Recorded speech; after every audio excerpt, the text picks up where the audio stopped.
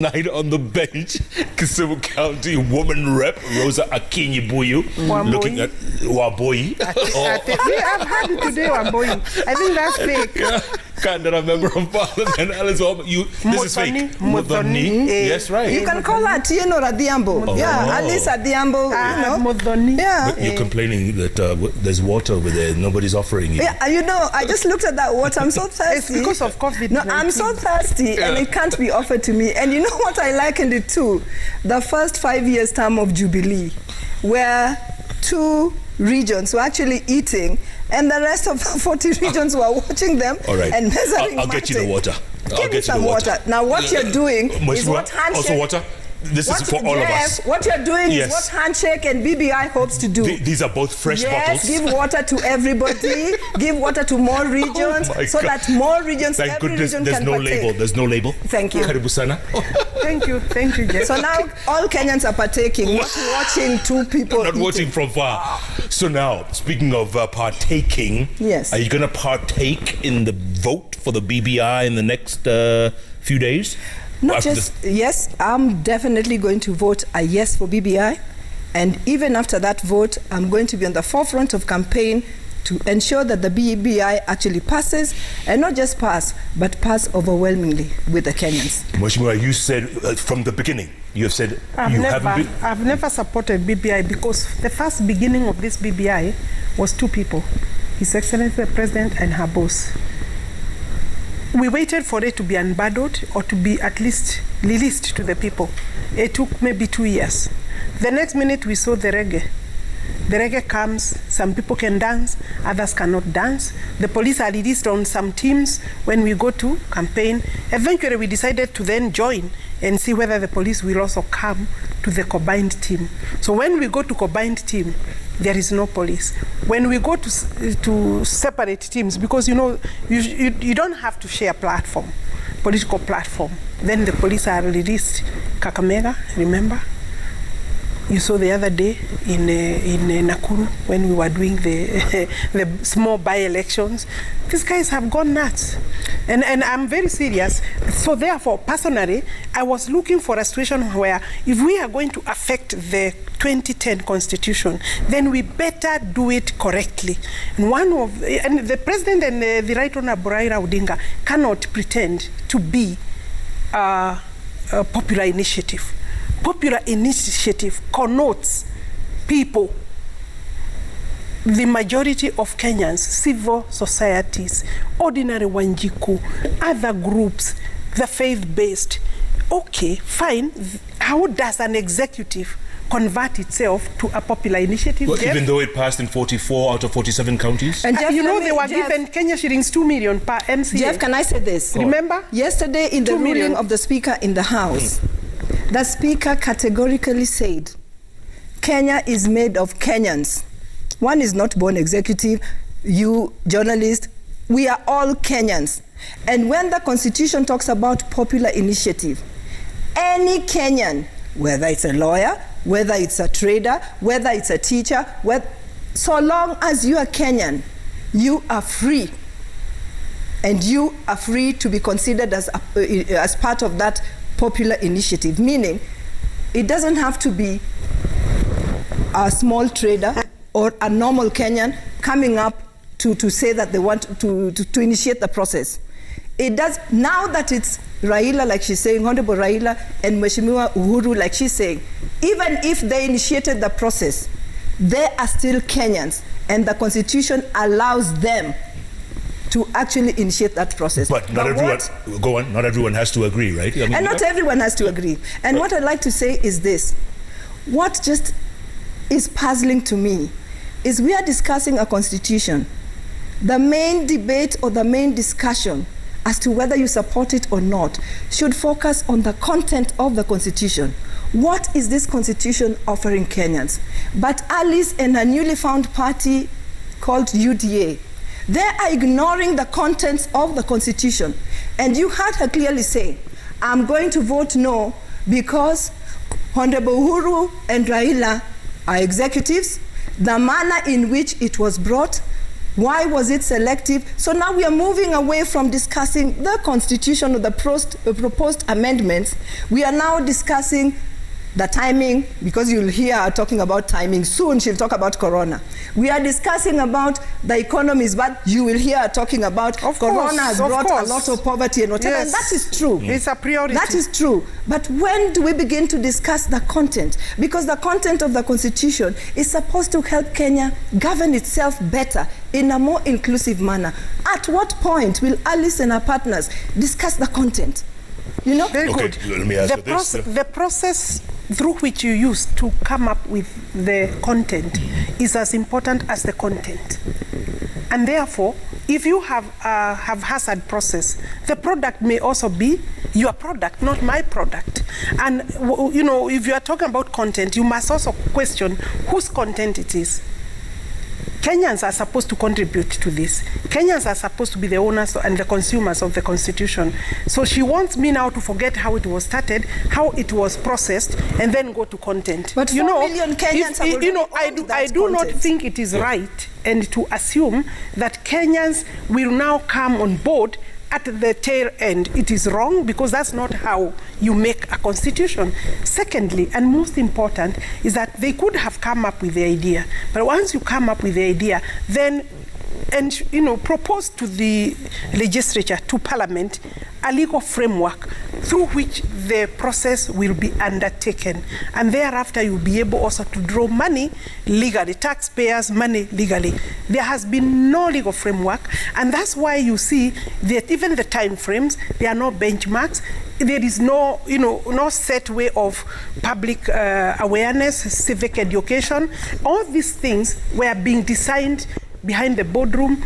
They are in Gong, Kajiando, I think also maybe Bondo at one stage, and maybe even where else, Karen. So what I'm saying, Jeff, this would have possibly been cured. The idea could have been cured if the two then talked to National Assembly through a legislative proposal, then fit in everything that needed to be done, step by step. We have done a constitution, so we have very good history and very record of how you process it, so that you can engage and involve everybody properly. This didn't happen like that, because this BBI, by the way, and you have heard them speak, was not supposed to be for everybody. It was supposed to now catapult some people into a coalition for 2022. Jeff, it was also supposed to open up the space for removal of term limit. Jeff, I don't want Those to, were the I don't that want it to wanted go to do, into but the details. some things have failed. I don't want to go into the details of what my friend is saying, but all I'll say is it's an insult to the intelligence of Kenyans. 4 million Kenyans appended their signatures to say yes, when the Constitution only requires 1 million signatures. And in the next process, how many county assemblies said yes? Were they 43 out of 47? When the requirement really was just 24. So when you tell us, which Kenyans are these you're talking about? Are those 4 million not Kenyans?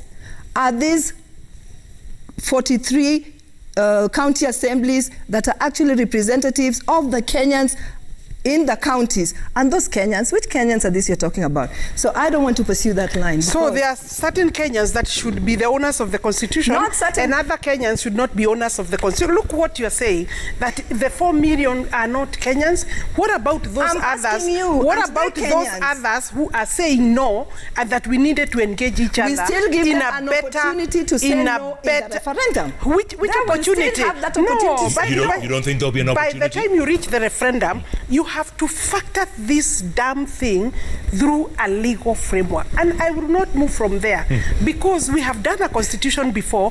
We did not just go to dance. Alice, you talk about public participation. We campaigned. We had public participation for more than 2 years. How do you do public participation without any legal framework to tell Kenyans who will come, how you will come? Hold on. You brought Alice Wahome as a legislator had the opportunity to say legal framework is missing here. Why did you do that? But we have said that before. Who are we did you make a presentation to the task force, Alice?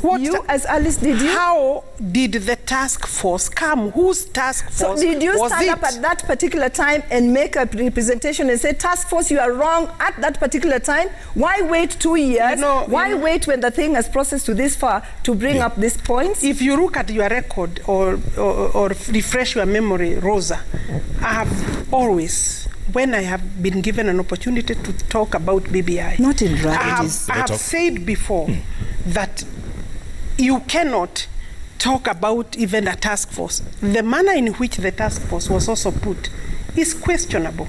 It has been raised. The questions have been raised. How were they selected? Was it competitive? If you look at the way we had committee of experts before, it was a committee of experts factored in within the law.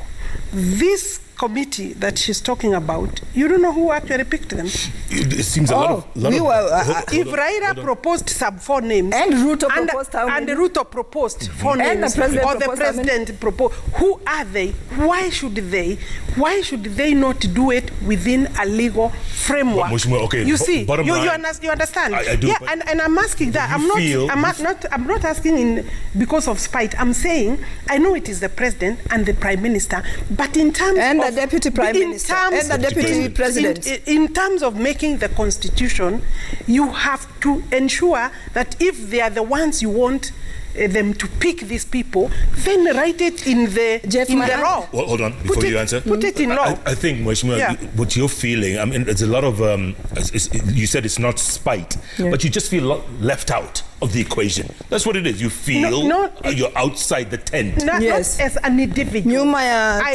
If you listen to the whole country, you will find that there are those who feel this constitution is theirs, and there is another big number of people that feel they were left out, or they were not involved, or that the process was cramped up so that it can benefit. And you don't think a referendum will help? You don't think a referendum, take it to the people, let them decide? So let them decide. I think, you have to engage Kenyans properly before you reach the referendum.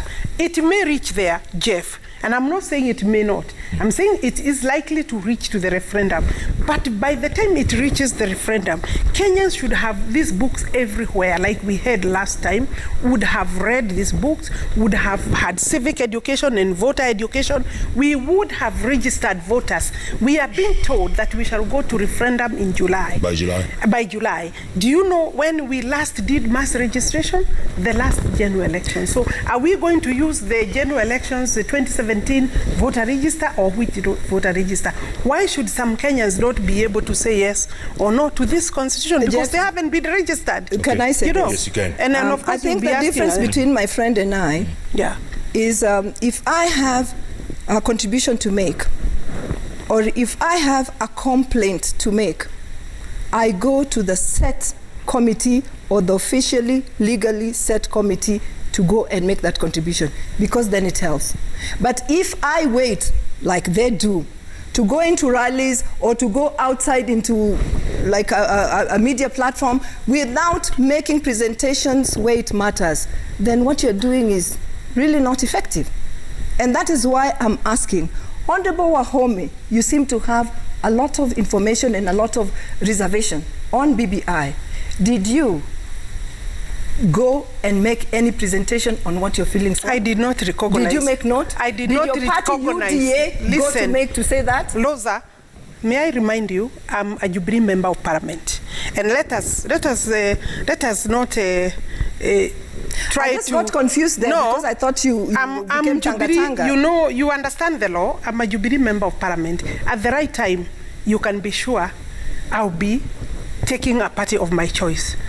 And that will not be determined by you, Rosa. Alice, so when you try to call me at UDA member of Parliament, Alice, I don't think that is right. I don't want to deny that the right time, but I'm saying the right politics, time. Any time is right, because all and maybe if you do not believe in the policies of a party, UDA is to actually tender your resignation and go and run in the party that whatever.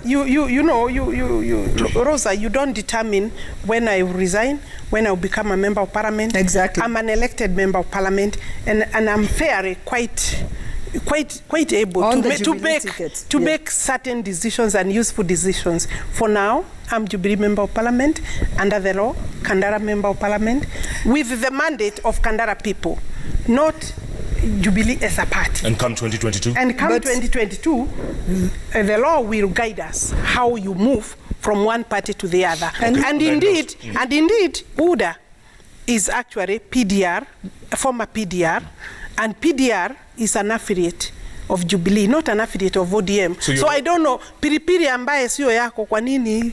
I mean, you are talking about ODM and Tina Molo because we are in a discussion, so that's okay. But you know, when... Can I take another break? I'll just hold on before you take this break, because I mean, we are leaders and we're supposed to make this country better, isn't it? Correct. This country, the political scene, will only be made better if we as politicians actually practice discipline. But there's a lot of indiscipline amongst politicians. And you actually quote the law when it suits you. When it doesn't suit you, you go against that law. It is against our election law that a member of parliament can be elected on a party ticket. For example, Honorable Wahome is elected on a Jubilee ticket to represent the people of Kandara because they knew and they thought that the policies of Jubilee was effective for them. So they chose Honorable Alice Wahome on the Jubilee ticket because of Jubilee policies. As soon as she decides that it's not working here, that it could work better in UDA, and she's following the law, because she's talking about law, the best thing or what the law would expect, the spirit of the law would be resign and seek another mandate on the UDA ticket. But because we are politicians and we are so indisciplined and we choose when to follow the law and when not to follow the law, because you are hearing us cite so much about law and BBI. What about discipline All right. Maybe we can learn something from the Tanzanians here. Oh, maybe, yes, maybe definitely. we can learn something. Hopefully, one day. These people are pretenders to the seat. The presidency. Okay, Which one? This bench? These people. Let us pretend to go to a break. Yeah. And they are in ODM. They are in opposition. So what is she talking about? We are in ODM and are strongly and firmly in ODM. We'll be back in a moment.